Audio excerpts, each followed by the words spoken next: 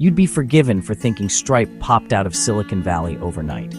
A tidy logo, 7 lines of code, and suddenly every website could take a credit card. But the story of John and Patrick Collison is anything but tidy. It's a story of 2 boys from a sleepy Irish village who loved tinkering with code, sold their first startup while still teenagers, moved to the US, and then quietly set out to rewrite the plumbing of the internet's economy. This is the story of how 2 brothers turned curiosity and stubborn engineering into one of the most valuable private companies on Earth and into personal fortunes that made them household names in tech. Let's start in the place that shaped them, Dromineer, County Tipperary. A few winding roads, a lake, and the kind of small-town rhythms that force you to invent things or get bored. Patrick, the older brother, was a prodigy of a particular kind. Not showy, just very, very focused. He was building programming languages and winning national science fairs at 16. John, a few years younger, was sharp and impatient. The kind of person who wants to build the whole machine rather than just admire it. Their parents, a microbiologist and an electronic engineer, didn't smother their curiosity, they fed it. The boys learned to program young, and they didn't waste time dreaming up small ideas. They built them. Their first notable company began as Shupa, later rebadged Octomatic, a clever tool that made life easier for eBay power sellers. Think inventory management, automatic relists, smarter auction handling. Back then, eBay was its own little ecosystem, and power sellers were desperate for tools. The Collisons and their co-founders threw themselves into that market, shipped fast, and found traction. Then, suddenly, a teenager's dream came true. They sold the company for a few $1 million. It wasn't Silicon Valley IPO-level cash, but for 2 young coders from rural Ireland, it was freedom and credibility. It was also an early lesson. If you can solve a real problem and ship quickly, people will notice. That sale got them to the Valley and into the orbit of legends like Y Combinator and Paul Graham, and it lit the fuse that would lead to their next, much bigger idea.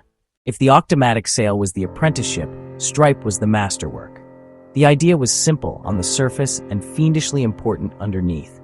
Make it effortless for any website or app to accept payments. In the late 2000s, integrating payments was a form of technical hazing. Every founder had to navigate a maze of merchant accounts, obscure APIs, and lousy documentation. Patrick and John thought, why must this be so hard? Why should a small developer have to fight payment systems just to sell a widget? They wrote a tiny, elegant API that hid the complexity and let developers accept cards in minutes, not months.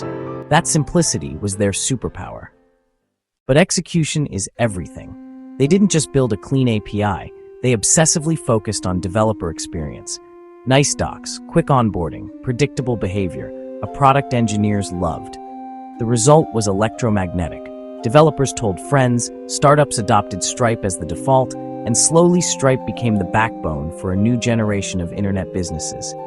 Early, strategic investors, names in tech who could see the technical elegance, wrote checks. Stripe grew quietly, often preferring to keep its milestones private while it built real product depth. One of the Collisons' most remarkable traits is how little they hunt press and how much they hunt product problems.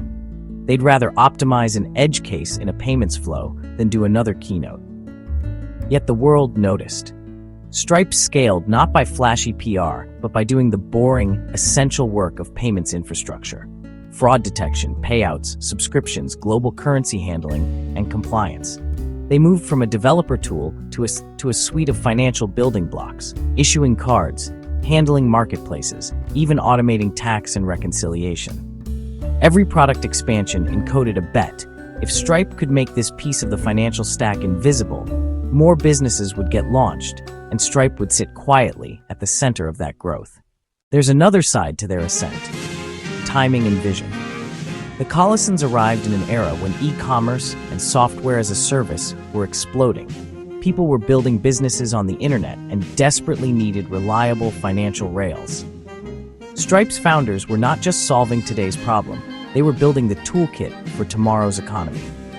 That long view, engineering for the next decade, not just the month, helped attract investors and talent who believed Stripe would become more than a payments processor. And the numbers reflect that bet. Fundraisings over the years pushed Stripe into the orbit of the world's most valuable private tech companies. Valuations ballooned as Stripe expanded into new products and geographies, and as it took on customers that ranged from tiny startups to world-scale platforms. Along the way, the Collisons became emblematic of a new kind of billionaire. Young, private, technically obsessed, and unusually low profile. They weren't flaunting yachts, they were building code and funding scientific projects and thinking about how technology and policy intersect. But money didn't erase curiosity. Patrick, for instance, has poured capital and attention into scientific projects and ideas outside payments. He helped start initiatives that fund rapid scientific research, and he co-founded a research institute focused on accelerating biomedical discovery. Stripe itself launched programs like Stripe Atlas to help founders incorporate companies and Stripe Climate to funnel corporate dollars into carbon removal.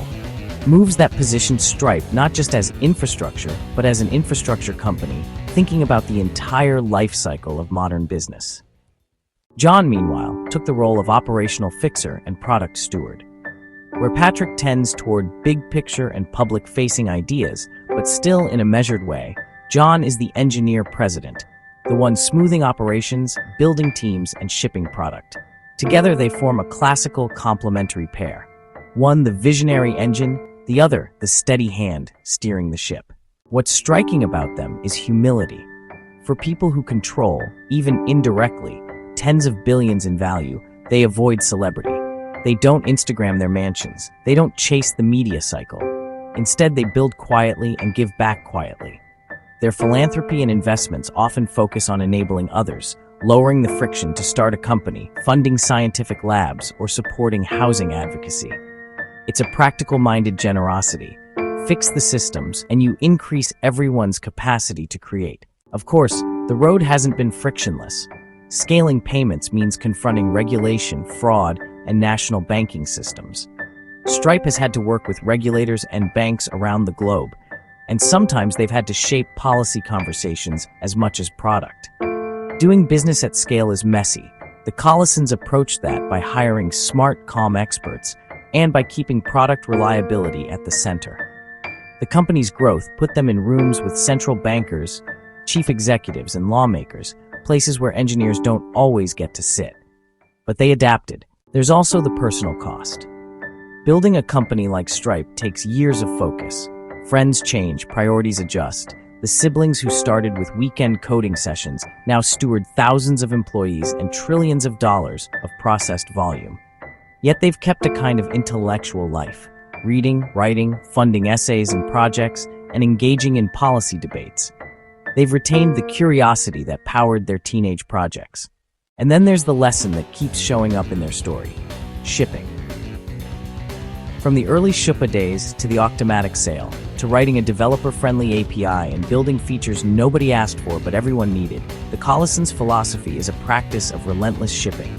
Move fast, but make each ship count. Focus on the edges that burn. Delight engineers. Secure the rails. That recipe turned a small payments tool into a company that powers commerce around the globe. So how did two brothers from a small Irish village become billionaires? Part technical genius, part timing, part execution. They solved a systemic pain point for an exploding market.